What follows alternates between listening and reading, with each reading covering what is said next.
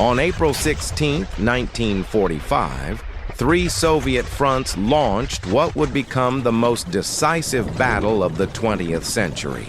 A battle that ended with the fall of Berlin and the unconditional surrender of Nazi Germany. In this video, we will look at the Battle of Berlin from the German perspective and try to understand how Hitler planned to encircle two Soviet fronts, why the defense of the city collapsed, and what ultimately happened to Germany after the war. By the beginning of 1945, Germany's situation was rapidly deteriorating. Over the course of a single year, the territory under German control had shrunk several times over.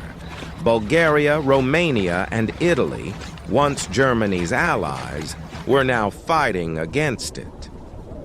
But the worst was still ahead.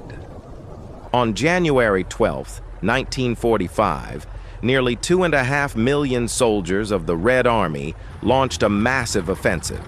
Its goal was clear: to reach Berlin and capture it as early as February.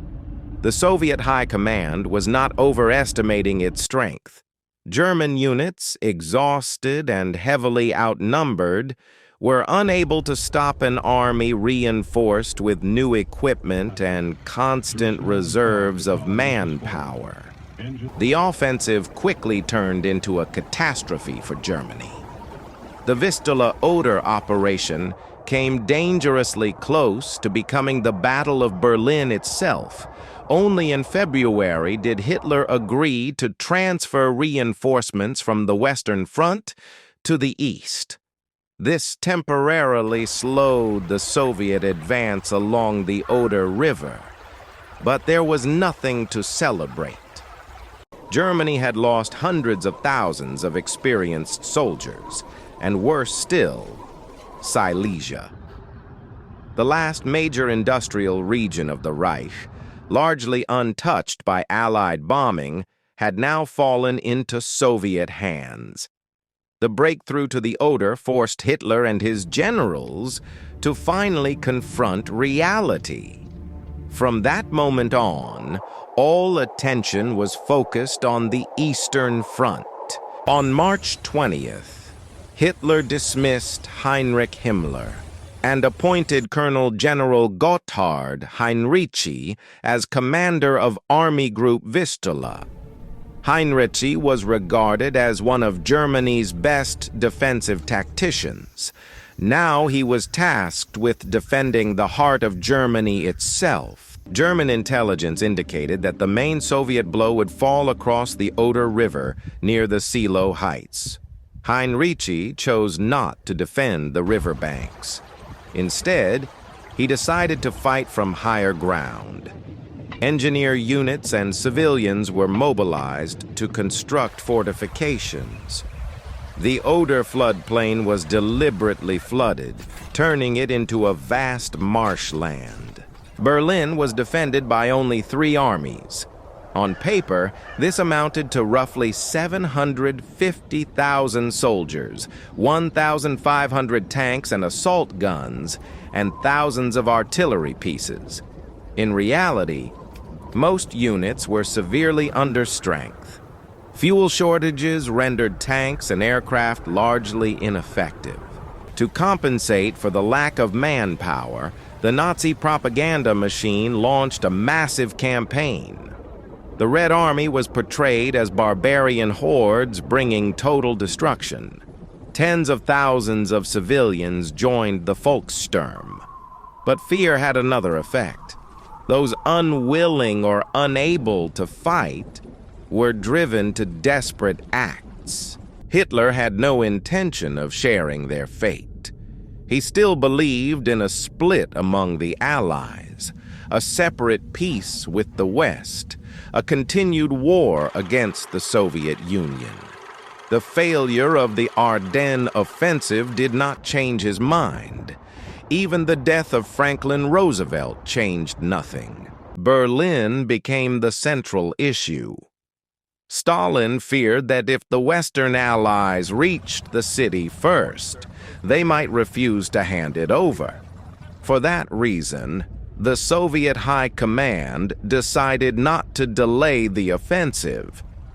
Preparations for the final assault began. Berlin was to be taken by 3 fronts.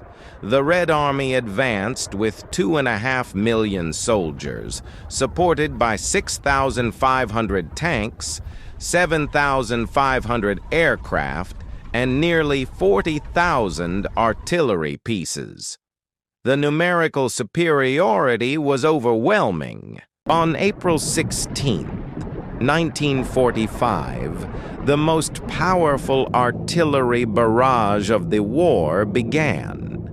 In just 30 minutes, around 500,000 shells fell on German positions. Then, under the light of searchlights, the Red Army advanced toward the Silo Heights. The searchlights failed.